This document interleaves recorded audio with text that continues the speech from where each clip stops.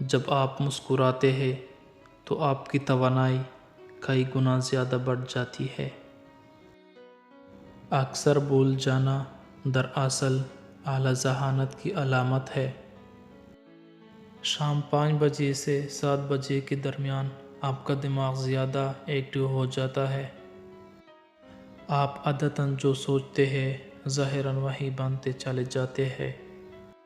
آپ کا ذہن ویسا ہی کام کرتا ہے جیسا کہ آرڈر وصول کرتا ہے۔ جن لوگوں کی سننے کی حس بہت اچھی اور تیز ہوتی ہے ان کا دماغ بھی تیز ہوتا ہے۔ جب آپ کسی سے ہاتھ ملاتے ہیں تو اگر وہ شخص آپ کا ہاتھ فوراً نہیں چھوڑتا تو سمجھ لیجئے کہ آپ ایک بہت پر اعتماد شخص سے مل رہے ہیں۔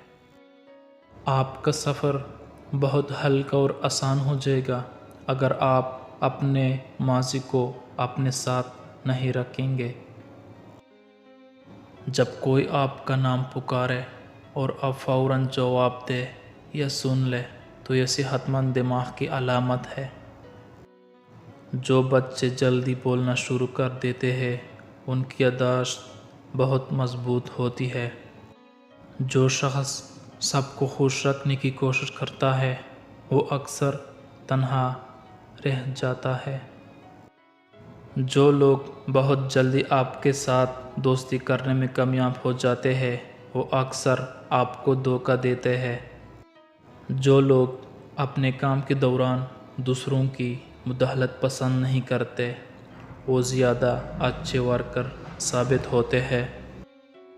بعض اوقات حسد آپ کے دماغ کا طریقہ ہوتا ہے جو آپ کو دکھاتا ہے کہ آپ کسی کی کتنی پرواہ کرتے ہیں۔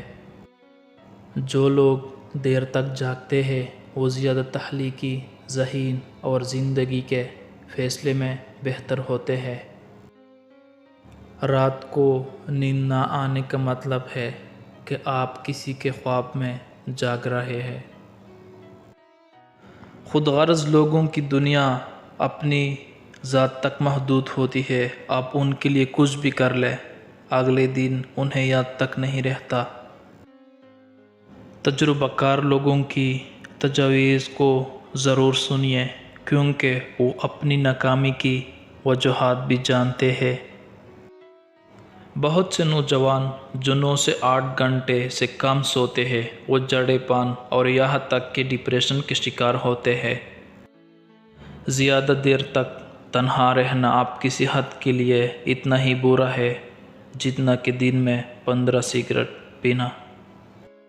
جب آپ کا کوئی جاننے والا آپ کو نیند میں نظر آتا ہے تو اس کا مطلب ہے کہ اس شخص نے سونے سے پہلے آپ کے بارے میں سوچا ہوگا۔ آپ نے آپ سے بات کرنے سے آپ کا موڈ بہتر ہو سکتا ہے، آپ کی ذہانت میں اور خود اعتمادی میں اضافہ ہو سکتا ہے۔ جذباتی لوگوں میں دوسروں کے مقابلے زیادہ طاقت ہوتی ہے کیونکہ وہ ہر چیز کو جذبات سے جوڑتے ہیں۔ جو لوگ خوش ہوتے ہیں وہ دنیا کو اسی طرح دیکھتے ہیں جس طرح وہ دیکھنا چاہتے ہیں، اور جو لوگ اداس ہوتے ہیں وہ دنیا کو اسی طرح دیکھتے ہیں جیسے یہ حقیقت میں ہے۔